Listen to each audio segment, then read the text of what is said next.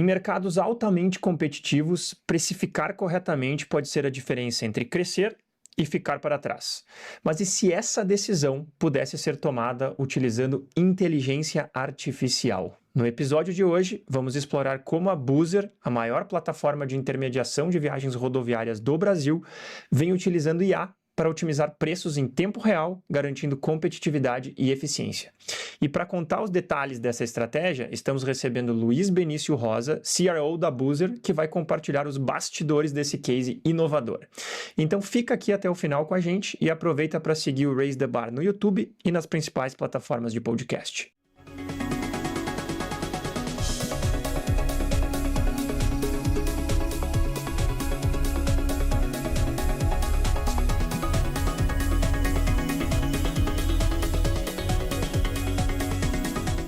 Sejam muito bem-vindos, muito bem-vindas a mais um episódio do Raise the Bar, o programa de entrevistas sobre os principais cases, tendências e boas práticas de vendas e marketing. Para quem é novo por aqui, esse programa é um oferecimento da For Sales, maior consultoria de Executive Search de vendas e marketing da América Latina. Então, se você está precisando recrutar os melhores profissionais dessas áreas, não pensa duas vezes e corre lá, forsales.com.br, para conhecer mais sobre a metodologia pioneira que fez a For Sales se tornar a maior empresa do setor. Feita a devida introdução, eu queria dar as boas-vindas ao Luiz. Luiz, é um prazer te receber aqui, seja muito bem-vindo, animado para a nossa conversa. Sempre. É muito bom discutir negócio aí com as pessoas que estão no estado da arte do conhecimento de tecnologia e negócio de modo geral. Quero agradecer aí o Maurício, o Eduardo, ao podcast Raise the Bar e a For Sales pelo convite. Muito bom, Luiz. E você, Edu, animado aí? Qual que é a expectativa para a nossa conversa? Muito animado, expectativa, super alta a expectativa. Obrigado, Maurício, pelo convite. Luiz, tenho certeza que o Luiz vai trazer para a gente excelentes insights, né, Luiz, para poder compartilhar com o público. Então, estou animado, com régua alta aqui de expectativa. Luiz, eu acho que quem está nos escutando por aqui, a grande maioria das pessoas deve conhecer a Buser, né? Mas se você quiser falar rapidamente um pouquinho o que é a Buser, o que ela faz, para eventualmente alguém que possa não conhecer a Buser, fica à vontade. Para quem conhece já, só relembrando que é a startup dos ônibus rosa. E a música na memória aí de todo mundo. E que patrocina e patrocinava uns times de futebol, né? Também tem isso. Bastante time. Flamengo. Todos os do Rio de Janeiro, exceto o Fluminense, né? E em São Paulo ainda estão tentando chegar nos maiores, né? Porque é muito caro e as bets levaram aí o jogo. E em Minas a gente patrocinou o Cruzeiro e Atlético muito tempo, patrocinamos o Campeonato Mineiro agora e queremos patrocinar mais. Bacana. Muito legal. Expandindo então no que é a Buser, para quem não conhece. Então a gente é uma startup, uma Mobitech, né, uma startup de tecnologia de transporte, de mobilidade, e a gente conecta cidades. Então não tem nada a ver com ônibus urbano ali que leva a galera de um bairro para trabalhar, e sim a galera que vai do Rio para São Paulo, que vai do São Paulo para a praia, e de Minas Gerais para o Rio de Janeiro passar o final de semana. Essa é a nossa proposta, é conectar cidades e pessoas. Muito bom. Luiz, e para a gente começar a falar do case, né? Já falar sobre utilização de IA na precificação. Para começar, conta para nós como surgiu essa ideia, né, de automatizar a precificação da Buser, de usar IA para precificar a plataforma, enfim, conta para a gente de onde surgiu essa necessidade / ideia. Tá, eu vou começar lá do início da Buser ali. 2019 foi o ano que a gente realmente começou a operar com consistência, assim. Eu entrei em outubro, a empresa tinha 20 pessoas, mais ou menos. Eu entrei como analista júnior lá de planejamento, então startup é bom por isso, dá para crescer bastante dentro da empresa. E naquele momento, o nosso modelo de negócio era tão óbvio que a gente conseguia cobrar 40% do preço que a rodoviária cobrava, lembrando que na época, preço fixo, né? Se eu ia comprar São Paulo para o Rio de Janeiro, era o mesmo preço todo horário, todo dia. Exato. E a gente cobrava 40% do preço médio da rodoviária e a gente tinha o break-even, ou seja, a viagem se pagava com metade do ônibus ocupado. Imagina isso, né? É meio que um product market fit meio óbvio, assim. Quando você diz 40% a rodoviária cobrava R$100 do passageiro para ir de São Paulo ao Rio de Janeiro e vocês cobravam 40 na plataforma. Só que a rodoviária já cobrava 120 naquela época. Então, um pouquinho mais. Entendi. E aí, assim, a gente cobrava muito mais barato e tinha break-even, lucro operacional, né, a partir de 50% de ocupação. Então, era um modelo de negócio meio óbvio. E o número de passageiros naquele momento, lembrando que final de 19 foi quando a gente patrocinava o Flamengo, todo mundo começou a conhecer a gente crescia absurdamente, assim, dobrava o número de passageiros todo mês. Uhum. Então, eu cheguei num foguete que estava decolando. Só que a gente fez uma captação, né, um round de investimento ali grande com o SoftBank em outubro de 19, no ano que eu entrei. E quando chegou em março, quando a gente estava ali no auge do crescimento, de acelerar, veio a pandemia. Então, eu lembro até hoje das palavras do CEO naquele momento. Vamos parar tudo, em vez de expandir, dobrar o número de rotas aí todo mês, a gente vai, na verdade, parar de operar, porque a principal restrição da pandemia era justamente deslocamento. Uhum. A gente teve que parar de operar e ficar 4 meses sem operar nada. E quando a gente voltou, em final de junho, é uma proposta muito mais de conectar pessoas que estavam distantes há muito tempo, por causa da pandemia. Teve gente que não pôde visitar familiares e tal, então a nossa coisa era matar a saudade das pessoas, né? Unir familiares de novo. E havia várias restrições. Algumas rotas só podíamos operar 30% da capacidade do ônibus, 40%, 50%. Nenhuma rota a gente podia operar mais do que 50% da capacidade do ônibus para manter o distanciamento social dentro do ônibus. Então, o nosso modelo de negócio permitiu que a gente voltasse antes, porque a gente conseguia break-even com metade do ônibus ocupado. Uhum. Curioso. Beleza, o mundo foi se adaptando ali, as soluções para o Covid foram chegando, e corta para metade de 21, já tinha tido a segunda onda de Covid, que a gente teve praticamente que parar de novo. Metade de 21 a gente fez outro round de investimento grande para acelerar de novo a expansão, só que era outro momento do mundo de startup, do mundo de investimentos, né? Agora, muito mais a proposta de eficiência do que de crescimento acelerado e tal. Então, naquele momento, a gente identificou que a rodoviária teve que se adequar à nossa chegada, e a pandemia até deu tempo para que eles fizessem isso. E os preços reduziram dramaticamente, porque agora era muito menos gente viajando, então a competição por cada passageiro era muito maior e a rodoviária teve que se adaptar e baixou muito o preço, porque antes era um mercado meio oligopolizado, poucos players, o preço foi subindo ali organicamente, como acontece em qualquer mercado com poucos players. Então, nesse momento, tiveram que reduzir o preço e a gente entendeu que era o momento de se adaptar e começar a se preocupar com o preço. Até esse momento, a nossa precificação era baseada em custo. Vamos cobrar 40% e concorrência. Vamos cobrar 50% aí no máximo da concorrência, que a gente ainda consegue aqui. Ô, Luiz, okay. Eu não queria interromper o teu raciocínio porque tu está indo na pergunta que eu te fiz, mas é que eu imagino que algumas pessoas devam estar escutando e se perguntando como que vocês conseguiam cobrar 40% do que a rodoviária cobrava? E aí vem pergunta, isso não é resposta, né? A Buser, ela, ao passo que ela é uma ferramenta, uma plataforma que vende a passagem, ela também é a proprietária do transporte, ela também executa o transporte, ela não está executando através de um terceiro, é isso? Ao contrário, a Buser não tem nenhum ônibus. Entendi. A gente tem parceiros, funciona como um Uber.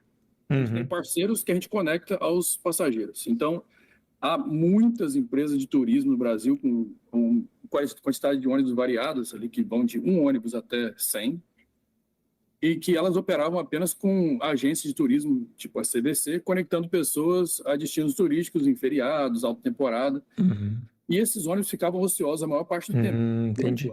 Então, a gente conseguiu utilizar essa capacidade instalada ociosa para fazer viagens ao longo do ano. Mas e esses ônibus tinham autorização para fazer um transporte intermunicipal, por exemplo, a rota São Paulo, Rio de Janeiro, partindo de uma rodoviária?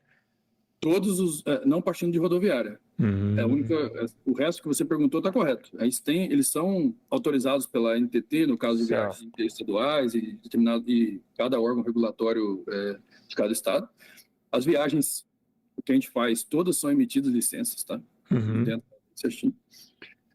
Então, esses parceiros já tinham todas essas autorizações. A gente só começou a dar mais viagens para eles. Entendi. Eles operavam apenas em momentos pontuais, e agora começaram a operar também uma operação mais regular, mais consistente. Mas não a partir de rodoviárias, né? Então tinha um ponto de partida diferente.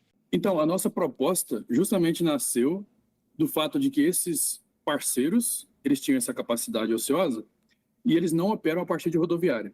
E aí, muito baseado no modelo que a Flixbus popularizou na Europa e já é uma empresa consolidada hoje com um valuation muito alto, a gente começou a pensar, se você mora em São Paulo, por exemplo, na Faria Lima, e tem que se deslocar até a rodoviária do Tietê para viajar para São Paulo, para o Rio de Janeiro, muitas vezes, se você vai de Uber, o preço de se deslocar da Faria Lima até a rodoviária do Tietê é a metade do preço da rota São Paulo-Rio de Janeiro. Sem dúvida. Então, por que não embarcar as pessoas próximo da Faria Lima? Por que não embarcar as pessoas mais próximas de onde elas moram, para economizar esse transporte? É até algo mais sustentável do ponto de vista de trânsito, por exemplo. Você evita que muitos carros vão se deslocar até a rodoviária, em vez disso um ônibus só, né, que é a proposta de sustentabilidade aí no geral. Então essa é uma proposta nossa, descentralizar embarques em grandes cidades, e cidades médias também, mas a gente também opera nas rodoviárias. Como? Então, essa conexão de parceiros, operadores de ônibus de turismo com os passageiros foi o início da ideia da Buser, é o nosso principal business, mas ao longo do tempo a gente começou a fazer parceria com as empresas de transporte regular, de transporte rodoviário, e não o fretamento colaborativo, que é o nosso principal modelo. Perfeito. Hoje, mais de 100 empresas que transportam passageiros de rodoviária, por exemplo, Eucatur, Itapemirim, grandes mercado, operam na nossa plataforma, a gente vende passagem para eles, e aí você pode embarcar na rodoviária. Então, a nossa proposta é ter todas as opções. A ideia da Buser é trazer inclusão, acesso ao transporte no Brasil. O mercado é gigante, mas o potencial é muito maior. Dados do BGE dão conta de que apenas uma em cada 20 famílias no Brasil tem ao menos uma pessoa que viaja no ano.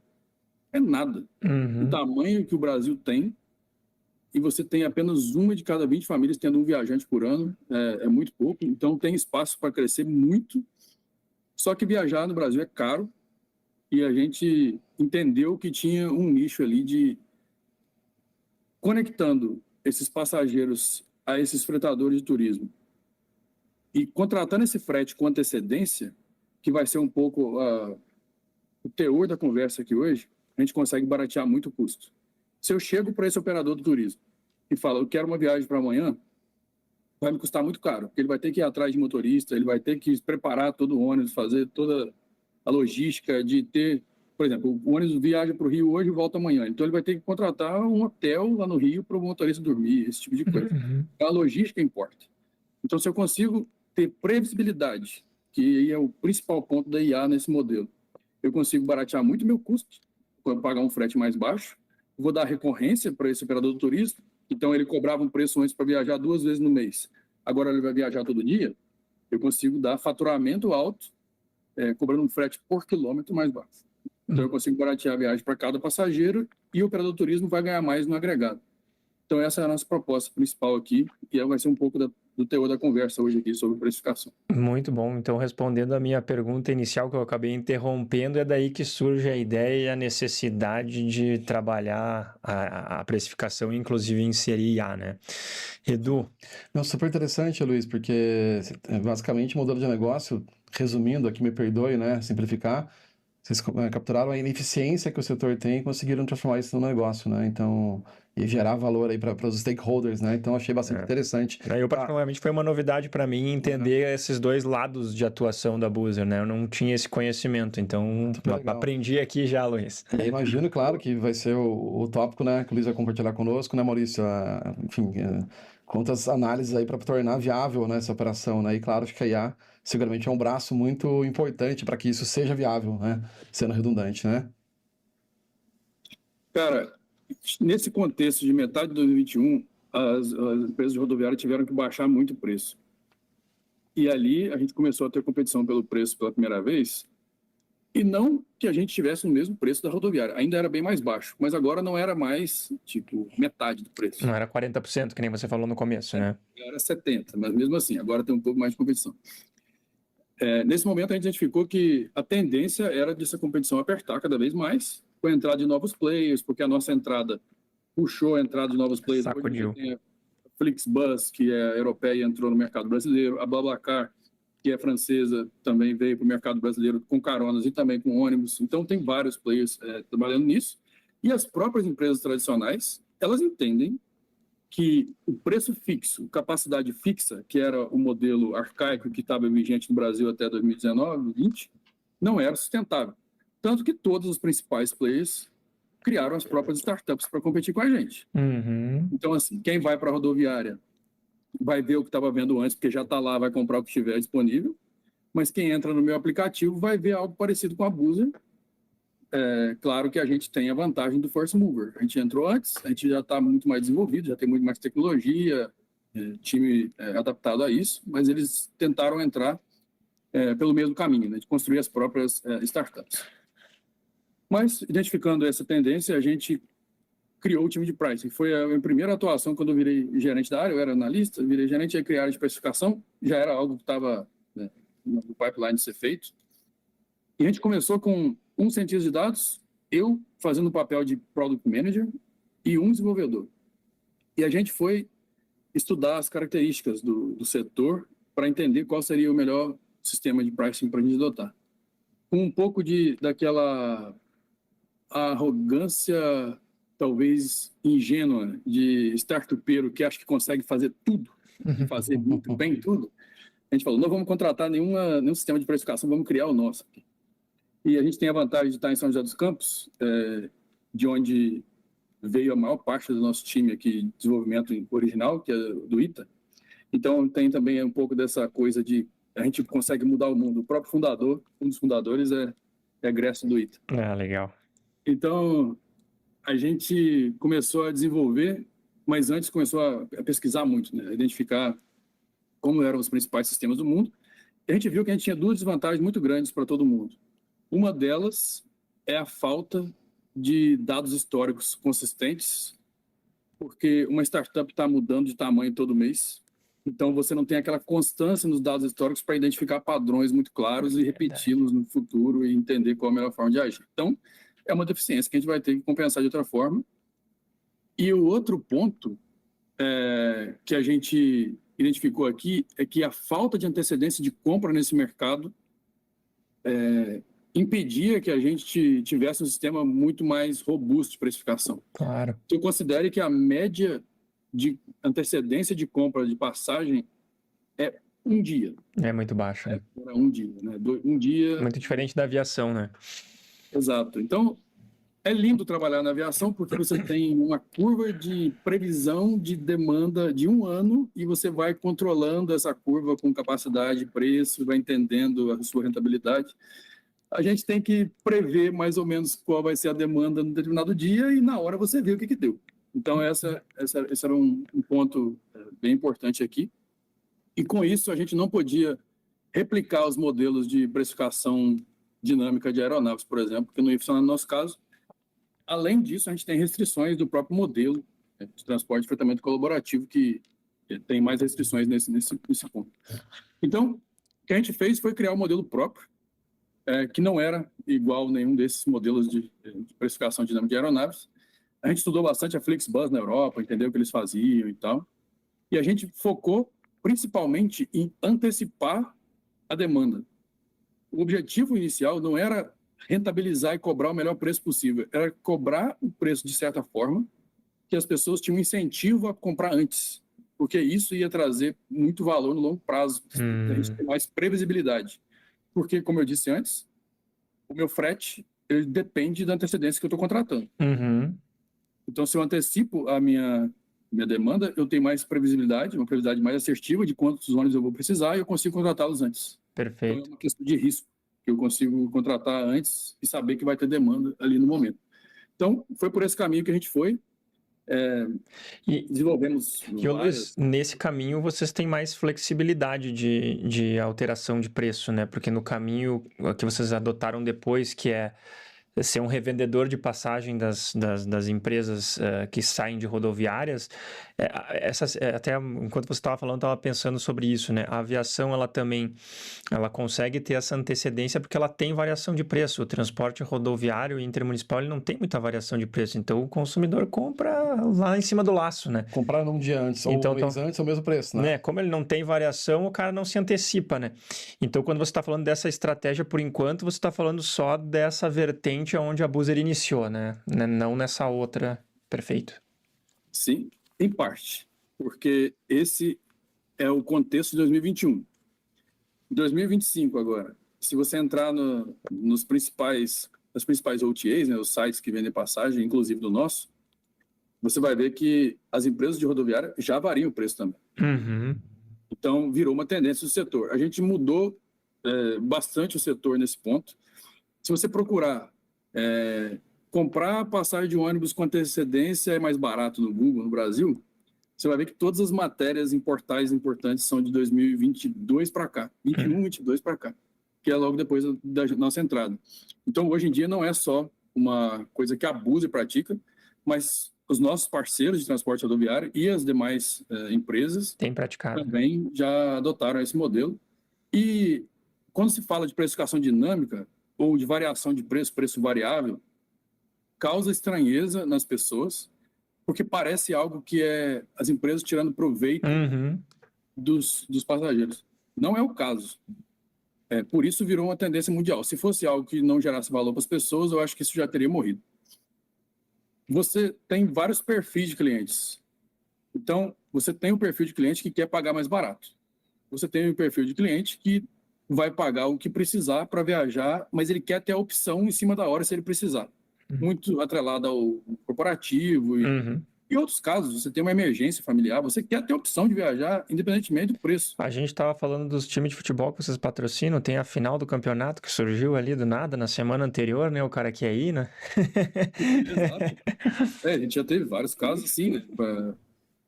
Passagem de ônibus para Buenos Aires para assistir o Galo contra o Botafogo. Que surgiu de uma semana para outra. Exato. Não dá para comprar antes, você não sabe se o time vai classificar. Se o time não classifica, você Exato. Exatamente. Então, a gente tem aqui, por exemplo, alguns perfis de clientes muito claros. Perfil de cliente que quer o preço mais barato. Perfil de cliente que está disposto a pagar o que for, a empresa que vai pagar muitas vezes, em cima da hora. E o perfil do cliente que quer o conforto, independentemente do preço. Então, a gente concorre com o avião também. Né? São Paulo, Rio. Tem gente que está escolhendo entre o avião ou viajar durante a noite no ônibus cama com uma cortininha em volta, seguro, tranquilo, daqui para o Rio e pagar muito mais barato. Então, se você força o setor a cobrar o mesmo preço de todos os ônibus, você está dizendo que o cara que quer o preço mais barato não vai ter opção, o cara que quer ter opção em cima da hora talvez não tenha opção porque já esgotou antes, e o cara que quer o conforto, a empresa não tem nenhum incentivo para contratar um ônibus cama, muito confortável, com massagem, com uma pessoa para fazer atendimento onboarding ali, trazer comida, sei lá. Porque a pessoa não vai poder cobrar mais por isso, por que eu vou inovar? Por que eu vou melhorar? Por que eu vou colocar um embarque na Faria Lima, pagar caro para o Shopping Eldorado para embarcar no shopping lá em Pinheiros, se eu não posso cobrar mais por isso? Então, isso mata a inovação.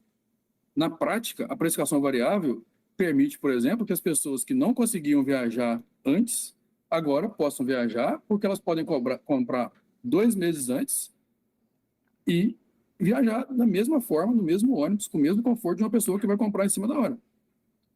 Então, eu acho que tem geração de valor para todo mundo, só que não é o mesmo valor. Cada pessoa tem preferências próprias. E a precificação variável, precificação diferente por ônibus, no nosso caso aqui, ela tem essa vantagem de prover para cada grupo de pessoas o que elas desejam, e não a média para todo mundo. E se a gente pudesse tentar resumir assim, tentar colocar em caixas, Luiz, os critérios de precificação. Então, um critério que para mim ficou claro é a antecipação, né? Quanto antes você comprar... O principal é a antecipação, porque isso é vantagem para todo mundo. A gente consegue entender com antecedência a previsibilidade de demanda, a gente consegue contratar parceiros com mais antecedência, o parceiro tem a garantia de faturamento, a gente tem a garantia, e o usuário troca flexibilidade pelo preço. Uhum. Então, esse é um fator. Conforto é outro fator. Eu estou concorrendo com um avião, eu estou colocando um ônibus confortável, cama, com uma cortininha em volta ali. Todas as mordomias ali que você pode ter numa viagem de ônibus, que não se vê nem na Europa e Estados Unidos hoje, tá? E nesse... Aqui. Oi? Vou interromper tua resposta de novo. Tu tá ainda nos critérios, né? Mas tu falou, por exemplo, do conforto. E aí a IA te ajuda a olhar qual é o preço dos teus concorrentes naquele dado momento, inclusive a aviação, e te ajudar a chegar nesse preço ideal? É isso que ela faz? Exatamente. Então a gente olha para a nossa capacidade, porque ônibus confortável, por exemplo, a gente não tem tanta oferta no Brasil. São poucas ofertas. Uhum. A gente ainda está patinando, está no início, engatinhando, vamos dizer, nesse modelo de ônibus confortáveis. Tem muita oferta só nos grandes centros, né? Rio de Janeiro, São Paulo, Curitiba, Florianópolis, mas assim, em outros lugares já é um pouco mais difícil. E o interior de São Paulo é bem desenvolvido. Interior, verdade. Então, São Paulo para Ribeirão Preto e São José do Rio Preto, você consegue achar ônibus super confortáveis no mesmo nível de São Paulo. Verdade. Mas no resto do Brasil ainda não é o caso. É uma construção que a gente está fazendo, a gente quer investir muito nisso. A gente acabou de fazer um round de investimento de 30 milhões agora para conseguir comunicar mais isso, essa questão dos ônibus mais confortáveis e promover mais compras de ônibus desse tipo, porque a gente tem que fazer todo um match de cadeia, né? Eu tenho que conseguir ter essa demanda para conseguir convencer os meus parceiros a comprarem mais ônibus assim e a gente operar mais e competir mais ali, até com aéreo. Marco Polo fica feliz. Sim, exatamente. São parceiros antigos nossos aqui. Então, essa é a ideia, né? Eu usar a IA para entender número de buscas, a capacidade possível que eu tenho, quanto de oferta possível que eu tenho na concorrência, como está o preço das aéreas, entender tudo isso e identificar o preço ideal aqui, mas a gente tem um posicionamento claro de não ser mais caro que a rodoviária. O quanto mais barato vai depender, porque a gente também precisa que a empresa seja sustentável a longo prazo. Se a gente começa a cobrar mais barato só pelo ego, a gente morre no longo prazo e aí o usuário volta a ter preços oligopolizados. Então a gente tem que fazer esse equilíbrio e a gente está no caminho. Então a IA nos ajuda a entender ali essa geração de valor para a cadeia toda. Eu tenho que estar gerando valor para o meu parceiro, para o passageiro e para a empresa. É esse tripé que a gente considera. Legal. E aí você estava falando dos critérios, eu acabei te interrompendo porque eu achei importante para a gente tangibilizar, né? Mas você estava falando, então, antecedência, conforto, tem mais algum outro pilar que seja um critério? Praticidade, na verdade, é o nosso principal componente de valor. Muitas vezes a gente começou com a ideia do preço da inclusão de acesso, de trazer isso para as pessoas, cobrando muito mais barato. E ao longo do tempo a gente foi entendendo melhor nossos passageiros e o comportamento das pessoas foi mudando, porque no início a gente tinha os early adopters, as primeiras pessoas que usavam a gente, depois foi entrando mais gente, isso foi viralizando, vamos dizer assim. E hoje em dia, a maior parte das pessoas que viajam com a gente, viajam pela praticidade. É muito fácil comprar, você vai dar uns 3 cliques e vai comprar uma passagem. Então, a gente já tem até modelos de IA também para recomendar qual é a melhor opção para aquele usuário com base em histórico de busca, em histórico de viagem, o que é melhor para ele. Não é o que é melhor para a gente, é realmente o que é melhor para ele, por isso que funciona. A gente tem embarques descentralizados, então o cara de São Paulo pode ir do Shopping Eldorado para o Leblon e não precisa ir para a rodoviária Tietê, fazer todo o perrengue da rodoviária, viajar, chegar na rodoviária Novo Rio, fazer todo o perrengue para ir da rodoviária Novo Rio até o Leblon. Não, ele pode entrar no ônibus no Shopping Eldorado, um ônibus super confortável, dormir até o Leblon e já acordar onde ele quer estar. Então, legal. Esse viés da praticidade é um dos nossos principais componentes de valor também. Então, assim, para eu fazer a parceria com o shopping Via Parque, na Barra da Tijuca, para embarcar lá dentro, que é um ponto de embarque premium, super confortável, na Barra da Tijuca, ou seja, imagina um cara aí da rodoviária Novo Rio para a Barra da Tijuca, é outra viagem. Total. Super distante. Lá na Barra da Tijuca. Então, eu vou ter que cobrar diferente porque eu tenho uma parceria com esse shopping que eu tenho que repassar uma parte do valor para ele. Isso vale para vários pontos de embarque. Então, depende de onde eu estou embarcando. Uma viagem do Eldorado para o Rio de Janeiro vai ter, não sei, 10, 15 quilômetros a mais. Então, essa quilometragem a mais vai importar ali, mas vai ser marginal, R$5 a mais, não sei. Então, a IA me ajuda também a determinar o melhor preço entre rotas que não são idênticas. Não são todos os ônibus que estão saindo da rodoviária Tietê para o Novo Rio. Muito Um legal. vai sair do Eldorado e uma viagem do Eldorado para o Leblon, saindo de São Paulo 6 da tarde, vai demorar 2 horas a mais do que saindo 1 da manhã, por exemplo. Muito bom. Então, tem todos esses componentes que a gente usa aqui, né? Ô, Luiz, se me permite uma dúvida aqui, é super interessante o case, né? Como é que vocês utilizam? Claro que a tecnologia, acho que o negócio existe porque vocês conseguem utilizar tecnologia para dar agilidade, né? Para processar, minerar essa quantidade absurda de dados, né? Me lembrou muito o mercado financeiro. O mercado financeiro utiliza metodologia de revenue management, né? Mercado de ações, né? Preços dinâmicos, enfim. E existe lá no mercado financeiro o mecanismo de stop loss, quando o investidor não quer que a ação dele desvalorize naquele montante mínimo possível, né? Você consegue setar parâmetros no teu algoritmo, no teu inteligência artificial, para que os preços não fiquem muito baixos nem muito altos e seguir naquele range que é aceitável, como você falou. Se você cobrar muito próximo da rodoviária, você vai quebrar o modelo, né? Enfim, então, vocês conseguem utilizar também esse mecanismo para garantir que ele seja saudável? Sim, esse é um ponto que a gente demorou um pouco para desenvolver, mas depois, ano passado, a gente focou bastante nisso, de ter mais robustez no sistema. No início, a gente quer ser muito inovador e ter o estado da arte dos algoritmos, e depois você começa a entender assim, pô, eu preciso robustecer, deixar esse sistema à prova de falhas. Então, a gente já trabalhou bastante nisso. A gente tem esse posicionamento de ser mais barato, principalmente com antecedência, ou seja, mais barato ainda com antecedência, a não ser que uma empresa de ônibus esteja fazendo price dumping, para tentar tirar a gente do mercado, a gente vai estar posicionado abaixo. A gente também não pode estar com preços de graça, por exemplo, por algum erro de algoritmo, então a gente focou bastante nisso também. Mas, no fim das contas, é sobre valor.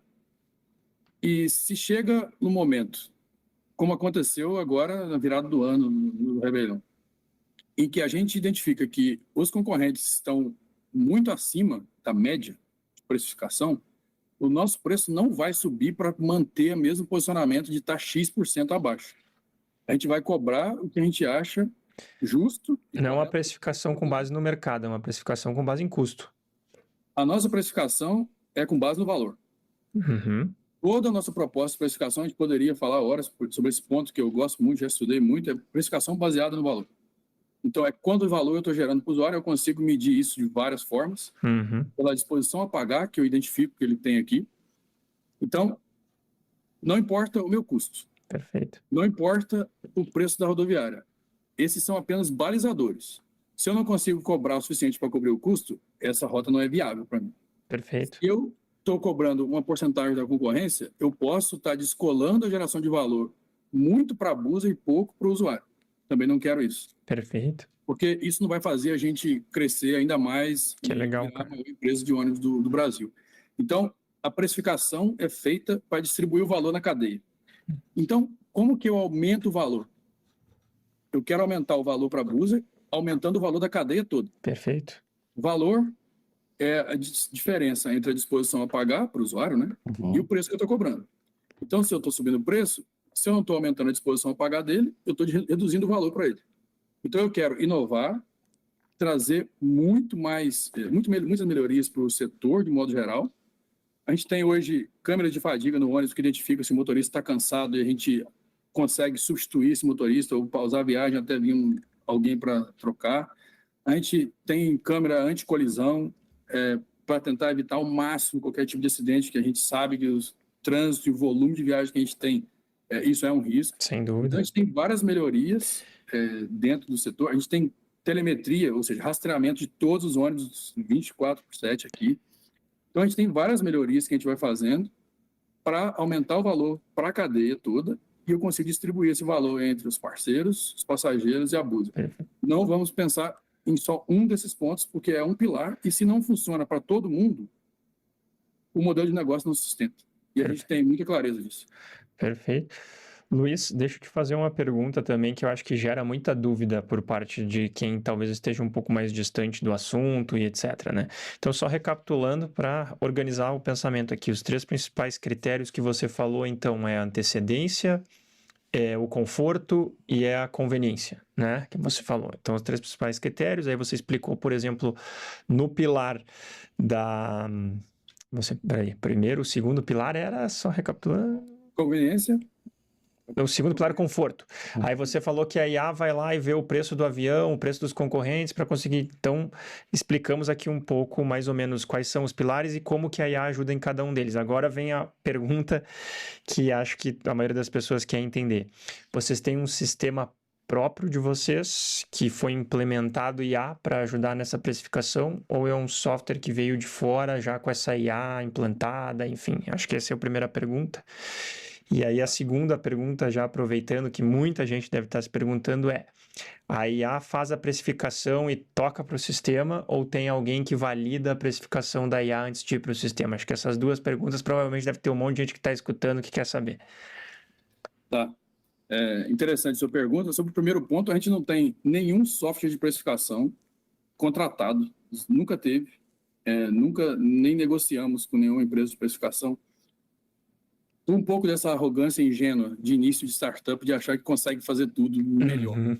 E não é verdade, a gente já descobriu isso. Mas no caso de precificação deu certo. Nesse caso do software, claro que a gente não desenvolve algoritmos de machine learning. Quando se fala em IA hoje em dia, muita gente pensa no ChatGPT, obviamente é o que está mais em alta. Uhum. A gente não usa nada de ChatGPT aqui em precificação. Não tem nada a ver com processamento de linguagem natural, nada do tipo. A gente usa algoritmo de machine learning. O bom e velho machine learning, que era o termo da moda 3, 4 anos atrás e sucumbiu à chegada do ChatGPT. Então a gente usa algoritmo de machine learning para previsibilidade. Basicamente esse é o Perfeito. maior valor que a gente consegue gerar com IA aqui. É ter uma clareza muito grande de quantos passageiros vão viajar em cada rota, em cada horário, em cada ponto de embarque, em cada tipo de ônibus. Porque a gente tem ônibus executivo, que é o mais barato, o mais simples. Leito-cama. Tem até o leito-cama premium, que a gente chama, que tem a questão toda da privacidade envolvida, que o ônibus é 180 graus, é uma cama, basicamente. Uhum. Eu viajo de São Paulo para Belo Horizonte, que é 9 horas de viagem, eu durmo 100% do tempo nesse Não, eu fui num recentemente aí, cara, que me impressionou com a tela grande, assim, já com um sistema próprio, tipo de avião, sensacional. Exato. Então eu consigo ter essa previsão nessa granularidade. Quantas pessoas estão viajando de São Paulo para Belo Horizonte às 9 da noite na próxima quinta-feira no ônibus do leito-cama? A minha média de erro é 2 passageiros por ônibus que eu embarco. Caramba. Bem baixa já. Caramba. Consigo ter essa previsibilidade ali com vários dias de antecedência, então eu consigo fazer essa alocação de frota muito bem feita. Esse é o nosso maior valor que a gente gera com inteligência artificial. Então a gente consegue entender qual é a capacidade que eu preciso instalar, já que eu sei quantas pessoas, e qual é o preço que eu cobro para maximizar a eficiência dessa capacidade que eu tenho essa demanda esperada. Uhum. Eu sei que se eu cobrar R$20 a mais, eu tenho que reduzir minha capacidade a 0, porque ninguém vai, ou muito pouca gente iria, meu resultado vai ser ruim. E eu também tenho uma restrição da quantidade de ônibus que eu colocar. Então não adianta eu também precificar para colocar 40 ônibus, não vou encher todos. Então a gente usa IA para fazer esse match de oferta e demanda. Então, esse é o maior valor que a gente gera com o IA aqui. Que é um sistema próprio, né? Respondendo a pergunta, um sistema 100% próprio. Óbvio que, para fazer previsão, para machine learning, para quem entende aí de IA com mais profundidade, a gente vai usar algoritmos de previsão, de forecast, de machine learning, que já foram desenvolvidos. A gente não vai inventar a roda aqui. A arrogância ingênua não é tão grande assim. A gente usa XGBoost, LightGBM, esses algoritmos mais estabelecidos no mercado aí, né, dos grandes players. Mas claro que todo mundo que vai desenvolver IA em empresas de tecnologia vai usar esses algoritmos. Então, não tem nada específico para precificação, a gente usa até os algoritmos de machine learning para construir nossos modelos de precificação. Tá? É assim que funciona. E sobre pessoas. Então, como eu disse, a geração de valor tem que ser para a cadeia toda. Então, tem impacto na empresa, no passageiro e no mercado. Impacto no mercado, como eu disse, preço variável, preços muito mais baixos, com antecedência, comprar antes é mais barato, tudo isso mudou no mercado de ônibus. Até embarque descentralizado, os próprios grandes players começaram a criar as próprias startups e embarcar em posto de gasolina no Rio de Janeiro, no shopping Tamboré, em Barueri, então mudou bastante. Lá sempre foi um ponto que a Azul também começou levando para o aeroporto de Campinas, né? Embarcava o pessoal no Tamboré, a Azul puxou essa fila, né? Exato, e depois começou a ter embarque de lá para para o Rio de Janeiro, por exemplo, de ônibus na rodoviária. Ônibus de rodoviária, mas não embarcando na rodoviária. O impacto do passageiro, garantia de oferta para todos os perfis de clientes, então eu consigo muitos clientes que não viajariam. Então, eu tenho uma porcentagem grande dos clientes da Boozer que respondem minhas pesquisas e falam, eu pergunto, qual seria a sua segunda opção se você não fosse de Boozer? E aí a pessoa fala, eu não viajaria. Então, isso é muito legal, isso é muito recompensador de trabalhar nesse setor. Então, tem essa garantia da oferta a todos os perfis de clientes, então o ônibus cama premium não existia, e o preço, metade do preço com um mês de antecedência de São Paulo para Rio de Janeiro não existia. Então, isso tem mudança para o passageiro e para a gente. Então, como a gente gerou valor para a gente? A antecedência de compra aumentou 80%. A ocupação dos ônibus, depois de IA, aumentou 20%, o que é muita coisa. Rentabilidade aumentou 60%. E aí a sua pergunta, respondendo.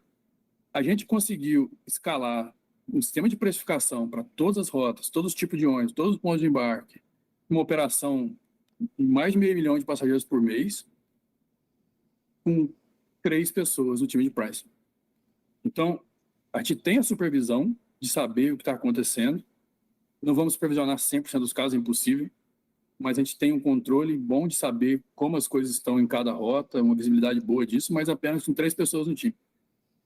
Você tem nossos principais concorrentes de venda por aplicativo, eles não controlam o preço, porque os preços são definidos pelas empresas de rodoviária, e tem time de precificação maiores que o nosso. Então, cara, é incrível, um case sensacional, assim, do ponto de vista de quem está escutando do lado de cá, né? Mas você talvez eu não tenha pegado os dados tão bem, você falou que foi 80%, repete os números para mim, por favor? Antecedência de compra, 80%. Isso no primeiro ano depois da implementação do sistema. Hoje Tá. em dia já aumentou mais. A antecedência de compra aumentou 80%. Hoje em dia já dobrou. Desde que a gente começou a operar. Ocupação 20%. A ocupação aumentou 20%. E a rentabilidade 60%. aumentou em torno de 60% no primeiro ano depois da implementação do modelo. Eu ia te perguntar justamente de quando a quando com 3 pessoas. Então é sinal que realmente aí, claro, tem as pessoas ali avaliando, que nem você falou, controlando o processo, mas não 100%, porque é impossível, mas é um trabalho muito bem acurado da IA já gerando esse resultado, né? A gente começou o time de precificação com tecnologia em junho de 2021. Foi no mês que eu assumi o time, então eu lembro bem. Era uma pessoa de desenvolvimento, eu como gerente de produto, dentro de várias funções que eu operava, esse era um part-time job, e um cientista de dados. E a gente contratou um estagiário só para ficar buscando insights de outras empresas, então 4 pessoas. A primeira contratação de uma pessoa de pricing para trabalhar com esse sistema foi em dezembro de 21. Então a gente trabalhou o segundo semestre de 21 inteiro construindo um sistema sem nunca ter conversado com ninguém de pricing, basicamente. Para depois contratar uma pessoa de pricing para operar o sistema, porque a gente tinha medo do viés das pessoas de outras empresas quererem implementar um sistema aqui que fosse igual ao que eles já viram antes. A gente sabia que não era o caminho, porque não é igual a nenhum outro modelo. A gente poderia contratar alguém da Flixbus na Europa, mas a gente não tinha dinheiro para pagar salário para a gente ganhando dinheiro. Pô, mas o SoftBank tinha botado uma grana ali, cara, como é que não tinha dinheiro? Tô brincando. Acho que você tem um ponto, é arrogância ingênua, de achar que a gente conseguia melhor. Luiz, e eu li uma reportagem sobre vocês também, além da eficiência operacional que a IA trouxe, né, que acho que está no núcleo duro aí do core business de vocês. Vocês ganharam um prêmio do cliente SA, né, 24, salvo engano, de chatbot humanizado e inteligente, enfim, né? Então, acho que até nesse pós-venda aí, atendimento ao cliente, pré-venda, imagino também, enfim, né? Então, a IA deve ajudar vocês, além dessa questão da precificação, também com outras demandas, né? Eu vi que vocês ganharam esse prêmio aí, não sei se é algo recente, né? É bem recente. A gente tem ganhado alguns prêmios nesse sentido. A gente falou muito aqui de 2 pilares nossos, que é democrático, que é inclusão, acesso, garantir viagem barata para todos os brasileiros, fazer o brasileiro viajar mais e melhor, né? A inteligência, que é essa praticidade, esse embarque centralizado, essa forma diferente de fazer, quebrando alguns pilares do próprio mercado. E a gente tem esse lado humano, que estava muito naquela questão de gerar valor para o cliente que eu falei, mas a gente olha muito por esse lado, e isso é uma inovação importante no mercado também. Desde o início, a gente tem um time dedicado a ficar atento ao que está acontecendo em todas as viagens e atender prontamente os passageiros de qualquer viagem, qualquer intercorrência que possa acontecer. Desde o cara que esqueceu uma mala, até que ficou se distraiu no ponto de embarque lá comendo no Graal. Foi embora 1 hora depois, todo mundo já tinha gritado 1000 vezes, a pessoa não percebeu. A gente arruma um jeito de levar essa pessoa o mais rápido possível para o destino dela. Então, tem esse atendimento muito pronto, porque startups de tecnologia que querem mudar o mercado, elas têm que ter esse viés. Você vai entender a disrupção que o Nubank trouxe, que o Uber trouxe, qualquer empresa dessa está ali prontamente te atendendo. E isso é uma grande mudança que as empresas de tecnologia trouxeram para o setor e a gente sabe que tem que ser assim. Então, no nosso caso, não é diferente. A gente tem um time de atendimento impecável que está prontamente disponível para atender todo mundo, nem que seja para contratar outro ônibus que esteja o mais próximo possível daquele local e trocar o ônibus e levar as pessoas para o destino que elas vão. Em alguns lugares é mais fácil que outros, mas a gente tem uma rede hoje de 5.000 ônibus no Brasil inteiro que estão ali disponíveis para a gente ligar imediatamente e conseguir fazer a substituição. Então, a gente sabe que ônibus é um negócio gigante, pesado, com 45 pessoas dentro. Em alguns casos vai dar problema, não é só com a gente dá muito menos problema, porque a gente tem controle de qualidade muito maior. Mas mesmo assim, quando acontece, a gente está ali com um time muito pronto para atender, e eu acho que esse é o principal diferencial nosso. E a gente tem um Instagram com mais de 700 mil pessoas, seguidores. Se a gente não ficar atento para isso, a gente morre pela saúde de marca. Se a gente não cuida da nossa marca e cuida do que as pessoas estão falando da gente, a gente vai definhar até morrer. Então, a gente tem essa preocupação muito grande aqui, e sim, o time de atendimento, a gente investe muito. E, claro, que pelo volume que a gente tem, IA é fundamental para a gente identificar o mais rápido possível qual é a necessidade da pessoa e canalizar para o canal certo e atender o mais rápido possível. Excelente. Luiz, a gente poderia ficar aqui conversando mais 1 hora, cara. Assunto realmente muito interessante, é muito legal conhecer um pouco mais do case da Boozer, né? Eu, particularmente, saio mais fã da empresa e, cara, muito legal o case. De fato, eu tenho certeza que contribuiu muito aqui para abrir a cabeça de quem está acompanhando o papo. Mas a gente precisa finalizar, e aí eu queria te fazer uma última pergunta. Olhando para o futuro, né? Como é que você enxerga a evolução da precificação dinâmica com IA, seja na Boozer ou seja em outros mercados, enfim, o que você vê como próximos passos para IA na precificação, na tua visão, Luiz? Uma tendência mais imediata que a gente não vai conseguir ficar de fora e que já está acontecendo para todo lado é a tendência do marketing de segmento de uno. Então, todos os especialistas falam disso hoje em dia. As pessoas querem customização. Elas querem controlar o produto que elas vão consumir. Então, no ônibus, isso significa, eu quero escolher entre marcar meu assento ou não. Eu não quero pagar mais para marcar o assento se eu não preciso disso, eu estou viajando sozinho e para mim não importa. Ela quer escolher entre pagar mais para embarcar num ponto premium, com uma sala VIP, com ar-condicionado, ou pagar muito menos para embarcar num posto de gasolina que seja e tá bom para ela, não valoriza esse conforto a mais. Então, estratificar o produto e dar opção para as pessoas, acho que é um segmento não só da Boozer, tá? Acho que é uma tendência global, da geração Z, principalmente, que esse ano já supostamente vai ser a maior força de trabalho do mundo. Então, acho que garantir isso, garantir essa estratificação, essa customização para as pessoas, acho que é importante. Acho que a gente está seguindo nesse caminho e todo mundo vai. E a IA é importante para identificar, então, essas necessidades e quanto eu posso cobrar de cada um desses serviços adicionais e estratificar ao máximo o meu produto, né? Então, as aéreas já fazem isso há um tempo, eu acho que é uma tendência. No mundo, a longo prazo, porque isso eu estou falando de bem curto prazo, algo que já está acontecendo, acho que no mundo a IA embaralhou todas as cartas do jogo e trouxe uma certa apreensão natural. Eu fui ao SXSW, o maior evento de inovação e tecnologia do mundo, no ano passado. Agora está acontecendo a edição de 2025 em Austin. E uma coisa que eu vi no evento foi uma apresentação sobre o Vision Pro, o óculos da Apple, em que uma especialista estava dizendo sobre o seguinte: a nossa retina revela o que o cérebro ainda vai pensar. Ela reage antes. Então eu fiquei pensando sobre precificação, não o que a Boozer vai fazer, mas o que o mercado pode acabar fazendo. Imagina um cenário onde você está com o óculos da Apple e você entra num site e ele faz 10 testes de preço com você antes do seu cérebro até realizar que você vai navegar naquele site. Então, você entra no site de varejo qualquer, ele mostra muito rapidamente 10 preços diferentes e vê a reação da sua retina a cada um e já sabe qual é o melhor preço para te converter e já mostra o preço ideal. Então, coisas assim parecem muito bizarras, mas podem acontecer. Verdade. Então, eu não sei como o mundo vai tratar essa questão da segurança de dados, essa questão da privacidade. Lembrando que o nosso algoritmo aqui a gente não usa, claro, nada de dado pessoal para precificação. Não pode, né? Nem se pudesse a gente talvez não usasse, mas a gente não pode usar.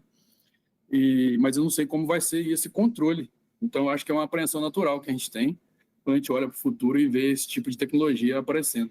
Porque agora você tem wearables, que são esses dispositivos que estão revelando tudo que você está sentindo, todos os seus dados de saúde, o que você está pensando é só uma consequência. Se você consegue reagir, você consegue identificar o que você vai pensar pela retina, o que mais?